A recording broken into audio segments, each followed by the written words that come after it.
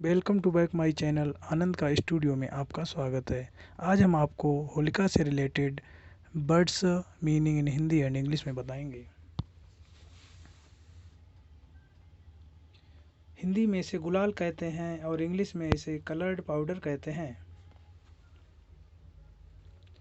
हिंदी में इसे कच्चा रंग कहते हैं और इंग्लिश में इसे सॉफ्ट कलर कहते हैं।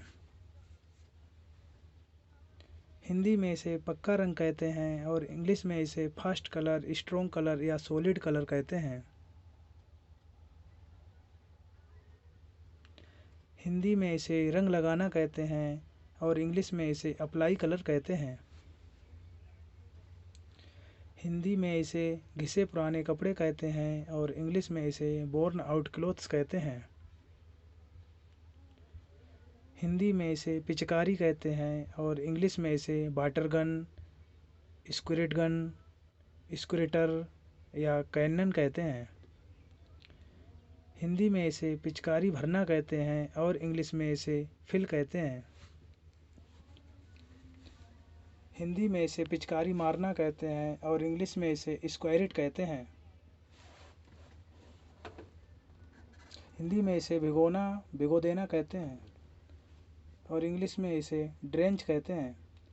हिंदी में इसे पानी के गुब्बारे कहते हैं, इंग्लिश में इसे वाटर बम्प्स कहते हैं। हिंदी में इसे रंगों का त्यौहार कहते हैं और इंग्लिश में इसे फेस्टिवल ऑफ कलर्स कहते हैं। हिंदी में इसे होली खेलना कहते हैं और इंग्लिश में इसे प्ले होली कहते हैं। हिंदी में इसे भांग कहते हैं और इंग्लिश में इसे हेम्प कहते हैं।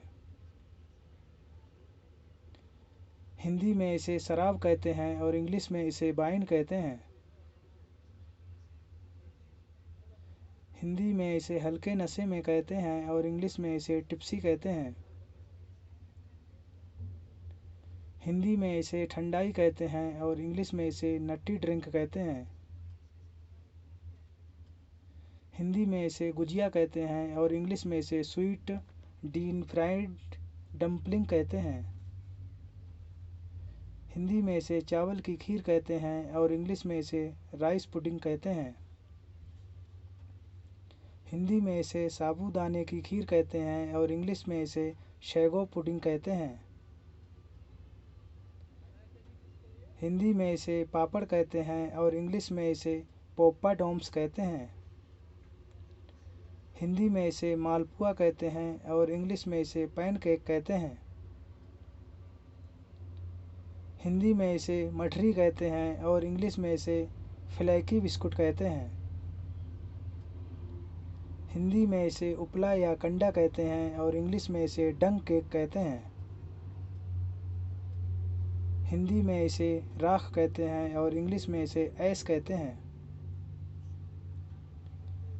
हिंदी में इसे होलिका कहते हैं और इंग्लिश में इसे बोनफायर कहते हैं। हिंदी में इसे होलिका जलाना कहते हैं और इंग्लिश में इसे लाइट बर्न दी बोनफायर कहते हैं। हिंदी में इसे होलिका के चारों तरफ घूमना या परिक्रमा लगाना कहते हैं और इंग्लिश में इसे रिवॉल्व कहते हैं। Thank you watching my video.